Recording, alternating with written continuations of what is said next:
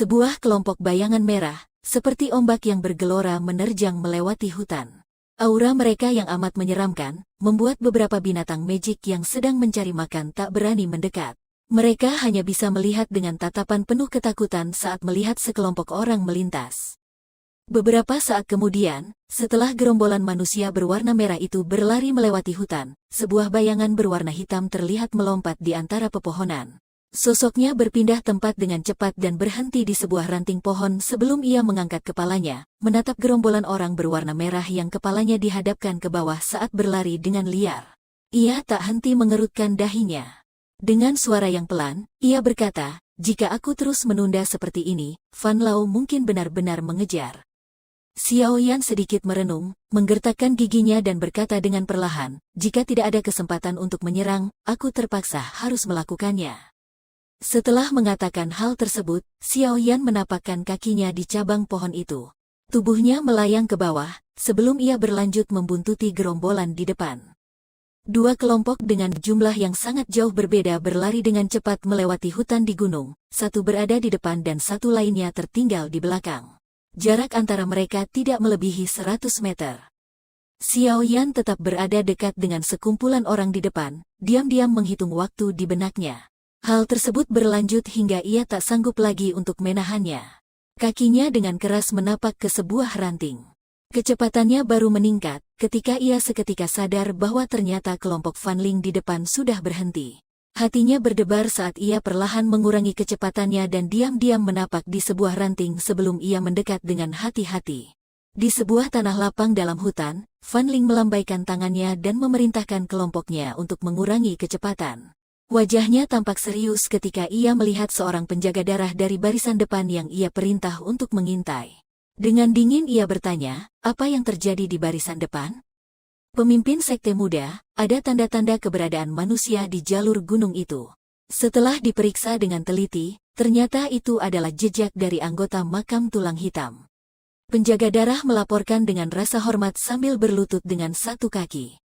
Makam tulang hitam, ekspresi Fan Ling berubah ketika mendengar hal tersebut. Ia bertanya, "Apakah kita juga telah dihentikan? Bagaimana mereka bisa tahu keberadaan kita?" "Tuan muda, melihat gerak-gerik mereka tidak terlihat sedang menghadang kita.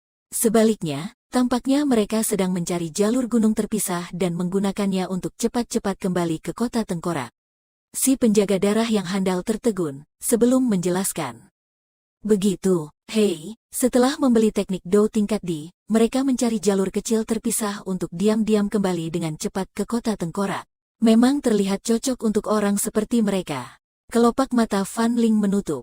Ia teringat bahwa teknik Do tipe ketangkasan gerakan 3000 petir yang ia dambakan ada di genggaman mereka. Sebuah hasrat menggebu-gebu yang tak bisa ia tahan muncul di benaknya. Ia menatap di sekitarnya lalu seketika bertanya, "Berapa pasukan yang mereka bawa?" "Tepatnya 10 dari mereka." "Apakah si Huiku bersama mereka?" Fan Ling seketika bertanya lagi. Huiku yang baru saja ia katakan adalah si pria parubaya berjubah abu-abu yang bersaing melawannya untuk mendapatkan gerakan 3000 petir di festival lelang kemarin. Ia ada bersama mereka. Menurut keterangan anak buah kita, kelompok itu memiliki 2 Dowling dan 2 Dadousi yang kuat. Sisanya adalah orang-orang setingkat Dousi. Penjaga darah membalas dengan hikmat. 2 Dowling, 2 Dadousi ya? Fan Ling menggumam pelan pada dirinya sendiri. Beberapa saat kemudian, sebuah senyuman girang dan tamak melintas di wajahnya yang setengah tertutup.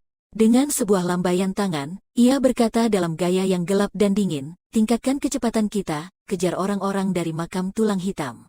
Tadinya aku tidak berpikir untuk melakukan hal ini, namun ini terjadi karena mereka memilih jalur kecil gunung ini. Mereka tidak dapat menyalahkan tuan muda ini karena memiliki hati yang hitam. Pemimpin sekte mengatakan bahwa misi penting kita kali ini adalah membawa pil naga misterius Yin yang kembali ke kota Muzi. Jika sesuatu terjadi, hal itu mungkin merugikan kita. Melihat Fan Ling berencana menghadang pasukan dari makam tulang hitam, orang tua yang dari tadi mengikuti di belakangnya langsung memberikan saran tentang hal tersebut. "Tetua Luo, kau tak perlu khawatir. Kelompok tersebut sangatlah lemah dibandingkan kita dalam hal jumlah maupun kekuatan keseluruhan mereka. Mengambil resiko untuk sebuah teknik Do tingkat D sangatlah menguntungkan untuk kita. Fan Ling membentangkan tangannya dan berbicara dengan samar. Tetua Luo ragu untuk beberapa saat ketika mendengar hal itu. Ia menoleh ke orang tua di sampingnya lalu kembali menatap Fan Ling, yang wajahnya penuh dengan tekad. Ia tanpa daya hanya bisa menganggukkan kepalanya. Ketika waktunya tiba, aku memerlukan bantuan kalian sebagai tetua untuk menghadang Dowling dari kelompok tersebut. Aku memimpin penjaga darah untuk memusnahkan orang lain dari makam tulang hitam. Kali ini rencana tersebut akan sama dengan yang kita lakukan kepada pasukan dari rumah ular langit. Kita tidak boleh membiarkan seorang pun kabur. Fan Ling berkata dengan dingin. Niat membunuhnya tampak jelas tanpa sedikit keraguan dan bisa dibilang sebuah gambaran kekuatan. Ketika suara Fan Ling berhenti, para penjaga darah mengangguk tanpa mengeluh maupun menolak sedikitpun.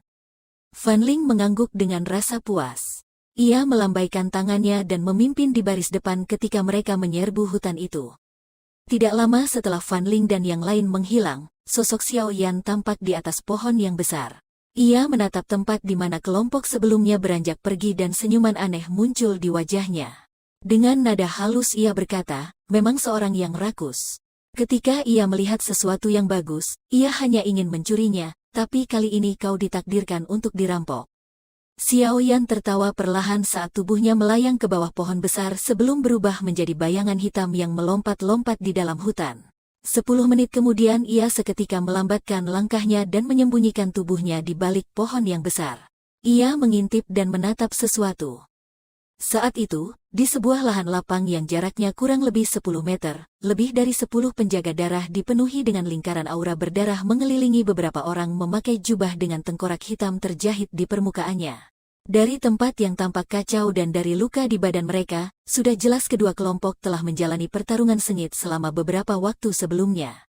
Di suatu tempat tidak jauh dari lingkaran pertarungan, ada area pertarungan lain. 4 sosok manusia membelit satu sama lain. Senjata tajam di tangan mereka membawa kekuatan ganas saat mereka menebas satu sama lain dengan brutal. Sesekali pancaran cahaya dari belati dan aura dari pedang membelah, lalu batuan besar dan pepohonan besar di dekat mereka seketika terbelah. Dari situ, tampak kedua kelompok terjalin dalam pertarungan hidup atau mati dan tidak ada sedikit pun niat untuk mengampuni dari mereka. Sudahkah mereka mulai bertarung? Xiao Yan menatap di sekitar tanah lapang yang kacau. Lalu ia mengamati 2 area perkelahian itu. Seorang pria paruh baya berjubah abu-abu di antara mereka ternyata adalah bagian dari makam tulang hitam pada saat pameran lelang sehari yang lalu. Pasukan dari makam tulang hitam tidak dapat menahan serangan seperti pasukan rumah ular langit. Ketika Xiao Yan bergumam di benaknya, penjaga darah yang tubuhnya dikelilingi aura darah, sekali lagi mulai menyerang. Bau darah yang muncul di sekitarnya membuat orang ingin muntah. Di hadapan lebih dari 10 belati darah bersinar, 8 pasukan makam tulang hitam, dengan pengecualian 2 dadosi yang menggertakkan gigi mereka dan bersembunyi, tertebas hingga mati oleh belati-belati tersebut. Kematian mereka benar-benar mengenaskan. Sebuah panah hitam yang terlihat gelap nan dingin tiba-tiba melesat. Panah dingin itu membawa aura darah yang tebal saat menembus tenggorokan seorang dadosi, seolah-olah ia tersambar petir. Tenaga kuat dalam panah di dalamnya membuat panah itu menusuk tenggorokan pria itu dan keluar dari punggungnya, sebelum akhirnya tertancap dengan kuat di batang pohon. Buntut panah itu dilontarkan dengan cepat. Tatapan Xiao Yan tertuju dari arah panah itu ditembakkan. Orang yang menyerang ternyata adalah Fan Ling, yang sedang memegang sebuah busur panjang di tangannya. Pada saat itu juga, ia menarik busurnya kembali dan menarget dadosi yang lain dari jauh setelah membunuh dadosi yang sebelumnya. Mengetahui bahwa Fan Ling mengincarnya dengan anak panah, ekspresi dadosi ini berubah seketika. Doki melejit keluar dari tubuhnya. Dalam sekejap, kekuatan tersebut menggumpal dan membentuk baju pelindung Doki yang kasar di sekujur tubuhnya. Dari penampilan baju pelindung Doki tersebut, kekuatan dadosi ini berkisar antara bintang 2 atau 3. Hei, kau ingin menahan panah gerhana darah milikku dengan zirah Doki murahan seperti itu? Fan Ling tak bisa menahan untuk tertawa dingin ketika ia melihat aksi dari dadosi itu. Ia menarik tali busurnya lalu melepaskan jarinya. Sebuah panah dipenuhi energi berwarna darah, tertembak dengan kekuatan penghancur. Energi itu berubah menjadi pancaran darah yang menembus dengan brutal baju pelindung Doki itu layaknya petir. Sebuah suara gemerisik yang dapat membuat muka seseorang menjadi jijik, seketika terdengar. Suara gemerisik itu tidak bertahan lama sebelum mendadak berhenti. Hal tersebut terjadi karena panah berwarna darah ternyata menciptakan sebuah lubang kecil pada baju pelindung Douki itu. Setelah itu panah tersebut menusuk ke dalam tenggorokan Dadoushi tersebut. Fan Ling tidak memperdulikan Dadoushi yang baru saja jatuh perlahan di tanah itu. Ia lalu melihat serangan terakhir dari kedua Dadoushi sebelum mereka mati, membunuh sekitar 10 penjaga darah. Hatinya tak tertahan untuk merasa sakit. Tidaklah mudah untuk melatih penjaga darah itu. Untungnya, ada gerakan 3.000 petir sebagai kompensasi. Fan Ling berulang kali mengatakan di benaknya. Baru saat itulah ia merasa sedikit membaik. Ia menolehkan kepalanya dan melihat dua Douling kuat yang lain dari makam tulang hitam di sudut lain yang sedang dihadang oleh dua tetua sampai mereka tak dapat bergerak. Dalam suara yang samar ia berkata, Mo Erhan, serahkan gerakan 3.000 petir itu. Jika memenuhi permintaanku, aku akan meninggalkanmu dengan tubuh yang masih utuh. Ekspresi wajah dari pria paruh baya bernama Mo Erhan nampak gelap dan serius saat ia menghindari serangan dari lawan di depannya. Suaranya terdengar serak ketika ia berkata, Fan Ling, kau akan menyesali hal ini. Fan Ling tertawa dengan dingin ketika panah dan busurnya berayun sedikit dan mengincar ke arah Douling yang kuat itu. Aura darah terpusat di ujung panah itu dan matanya menyusut rapat saat itu juga. Pada saat yang tepat, ia menemukan celah dari si Douling yang terdorong oleh lawannya. Ia mengendurkan tangannya lalu panah darah tertembak dengan cepat. Dalam sekejap sebuah panah tertancap dengan brutal di dada Douling yang kuat itu. Jika aku harus mati, kita harus mati bersamaan. Douling yang kuat dari makam tulang hitam itu juga sangat agresif. Meskipun terkena serangan dari panah dingin Fan Ling sampai ia terluka serius dan darah keluar berulang kali dari mulutnya, ia melemparkan senjata dari tangannya. Ia menahan rasa sakit luar biasa dari tangannya yang terpotong oleh belati lawannya, saat ia menggunakan tangan yang satunya untuk menjerat lawannya. Wajahnya tampak garang ketika ia berteriak, ledakan tulang. Tetua Han, cepatlah mundur. Ekspresi Fan Ling berganti dan seketika berteriak ketika ia melihat wajah orang kuat dari makam tulang hitam itu berubah menjadi warna hijau dan ungu yang menakutkan. Ledakan pun terjadi. Peringatan Fan Ling baru saja terdengar, ketika Douling yang kuat itu seketika meledak. Energi kuat yang keluar dari ledakan itu menghancurkan tanah berukuran 15 cm di sekitarnya. Douling kuat dari sekte darah itu juga terkena ledakan sampai pakaian dan kulitnya robek, hingga daging dalam tubuhnya terlihat. Wajahnya memucat saat ia menahan nafas.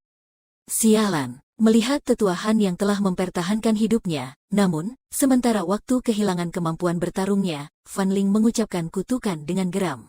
Ia menggerakkan tangannya dan berkata dalam nada dingin dan gelap, penjaga darah, dengarkan, serbu dan bunuh Mo Erhan.